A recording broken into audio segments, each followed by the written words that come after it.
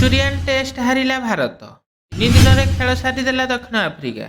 पुणी थे भांगिला टीम इंडियार स्वप्न। आज पर्यंत भारत दक्षिण आफ्रिका माटी गोटे हेले भी टेस्ट सीरीज जीति नथिबा बेले अधिनायक रोहित शर्मा जितिबा स्वप्न एवं चूरमार हो जाइछि। प्रथम टेस्ट मैच रे भारत गोटे इनिंग्स और 32 रन शोचनीय भाव परास्त होइछि। ଏହା ଫଳରେ ଦକ୍ଷିଣ ଆଫ୍ରିକା 2 ମ୍ୟାଚ୍ ବିଶିଷ୍ଟ ଟେଷ୍ଟ ସିରିଜରେ 1-0 ଆଗୁଆ ରହିଛି। ଟସ୍ ହାରି ଭାରତ ପ୍ରଥମେ ବ୍ୟାଟିଂ କରିଥିଲା। ପ୍ରଥମ ଇନିଂସରେ 245 ରନ୍ରେ ଅଲ୍ ଆଉଟ୍ ହୋଇଯାଇଥିଲା।